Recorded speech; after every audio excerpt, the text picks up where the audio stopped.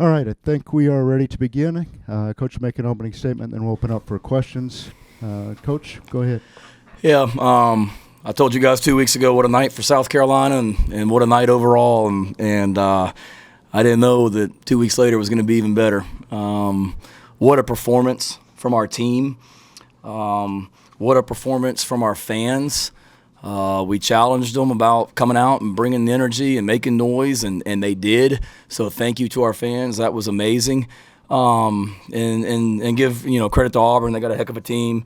We knew this was going to be a physical SEC football game, and that's what it was. But just so happy for our fans and so so happy for our players. It's a special group in there, and I'll be honest with you, we don't talk about bowls and all that stuff during the week. It was just about whatever we got to do to play our best this week. But just there was a time in practice this week back on Tuesday, and I mean these guys just work. And as ugly as it was last week, or as great as it was against Florida, or ugly as it was against Texas A&M, they come back every single week, and they're a fun group to be around. They never complain. They just work. And, like, the way we practice the last 2 weeks, I mean, it is physical. Like, I don't know any team in the country that's lining up on Tuesdays and doing live tackling to the ground. And we do that some. And they don't complain. Like, they want to do it more. And there was a time in practice on Tuesday this week where I'm just watching them fly around and having fun, and it's in between periods. And we were going from one period to another. And I just took a moment. I'll be honest with you. I got sad thinking that this team might only have another week and a half together. And thank God that's not the case. I love these kids, and just so happy for them. We're going to a bowl. So happy for our fans. And just proud of their effort tonight. It wasn't pretty early. We were down 14-0. These guys never flinched. Like always, they just come right back out there and played their rear ends off in the second half. I mean, we lined up and basically ran the same two running plays on offense the entire game, and it was awesome to see. So we're going to really enjoy this one, and then we can't wait to come back in here in 7 days and do it again. So with that, I'll be glad to answer any questions. Ben Portnoy's got the first one.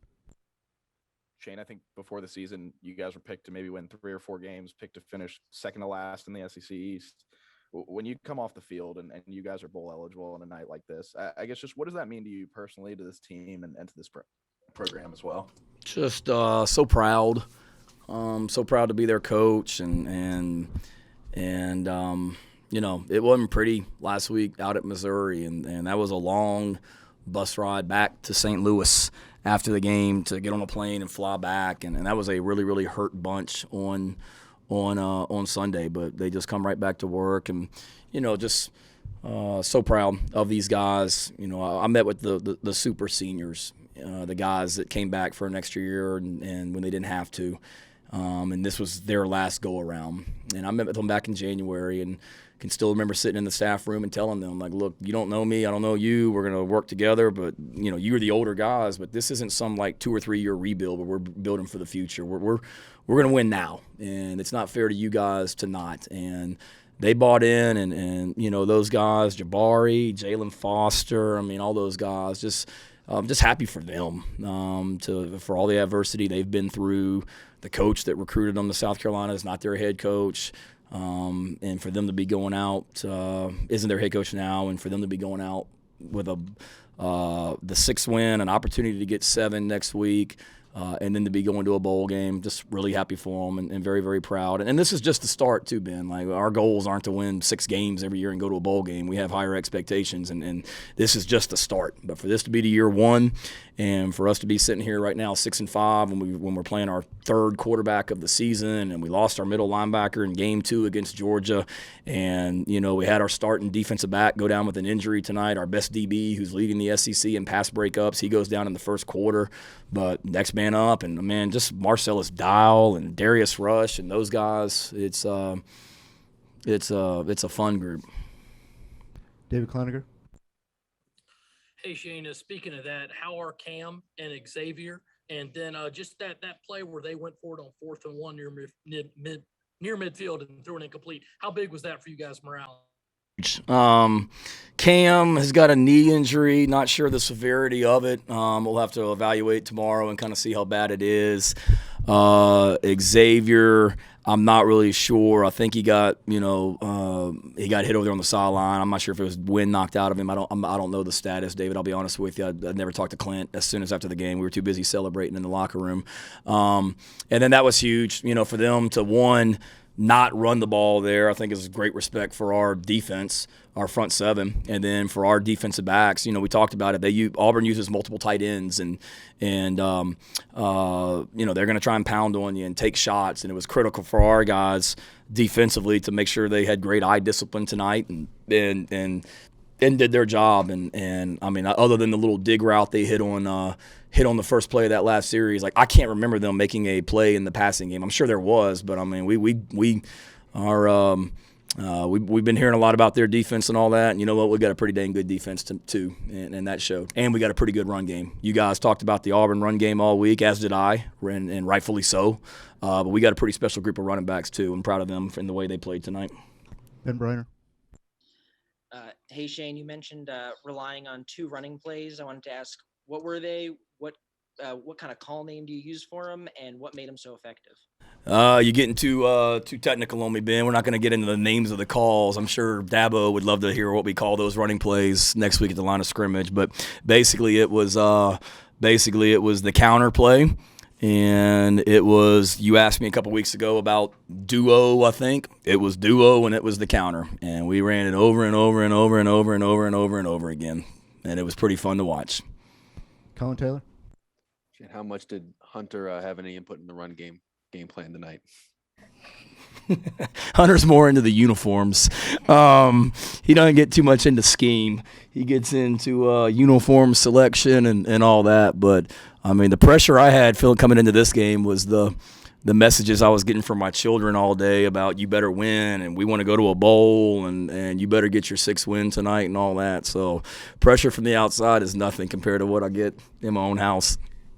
I guess just what was that moment like? What was kind of going through your head when the clock's running down, the crowd's kind of going the way it's going? What was that moment like for you and your family and the team, just getting to celebrate that with everybody? Yeah, it was pretty special. I wish I could have enjoyed the last minute a little bit better. I mean, we were just making sure that we didn't want to have to snap the ball and leave them any time on the clock, and we were trying to get Jason to milk or bleed as much time as he could before he took a knee, just to eat up as much time as we could in that situation. So it was kind of a stressful minute, just trying to get it. And then I got dumped with the Gatorade, and JJ got me, I think, or Sterling, and he was the first one I saw. And we use the word love a lot and told each other we love each other, and just so happy how happy I was for him, and it was pretty awesome.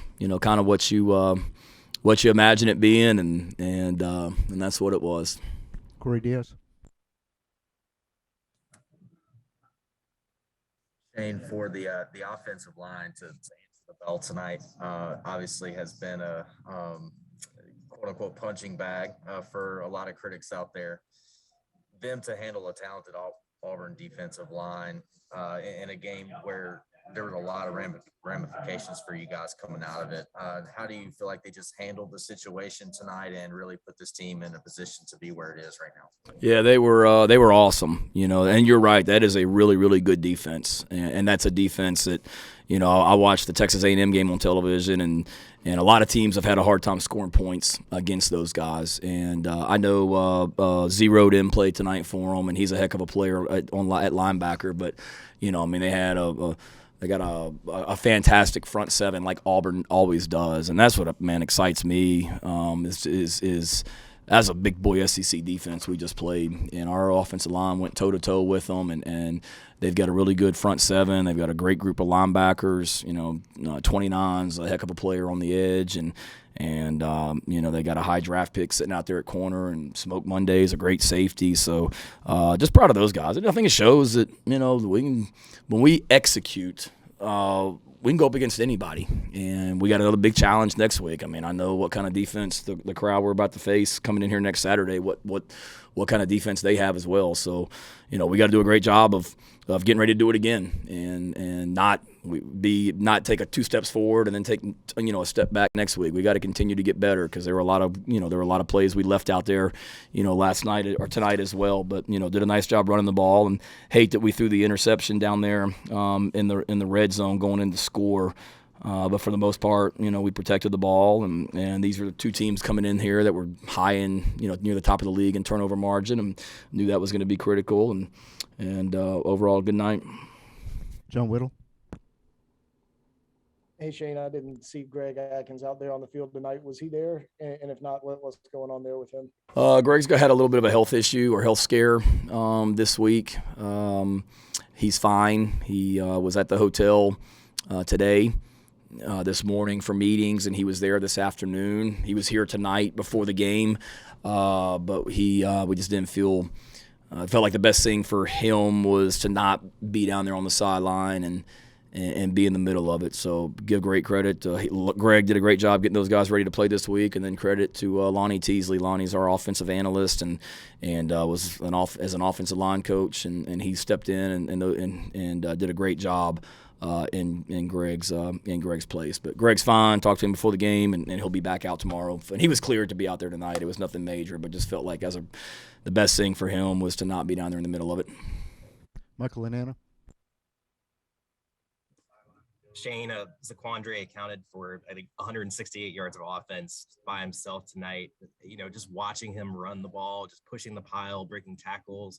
How much does he mean to this team, both just on the field and off the field? I know you've touched kind of on his personality in the past too. Just how much does he mean to this team? So much. He brings great energy to our team, on and off the field. He's the same every way. I mean, the way that he ran the ball and caught the ball tonight, it's the way he does it in practice every day. Like, there's only one speed with Zaquandre. He doesn't turn it on and off, and it was awesome to see. Heck of a catch, 3 catches for 69 yards.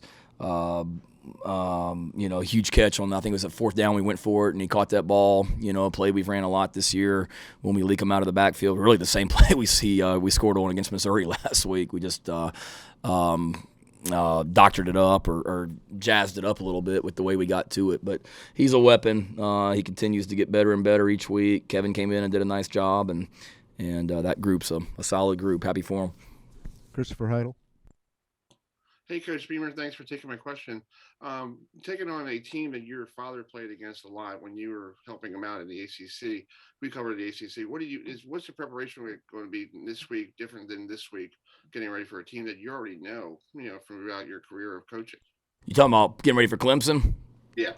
It won't be any different. We played them when I was at Virginia Tech in 2011 twice, and then we played them in 2012, and I don't think we played them again after that. But, preparation will be the same. I mean, obviously, I guess there's a little bit of familiarity, but it was 9 years ago the last time I played Clemson. Got great respect for their program, got great respect for Coach Sweeney, and excited about the opportunity to go compete next week. Last one goes to Phil Kornbluth.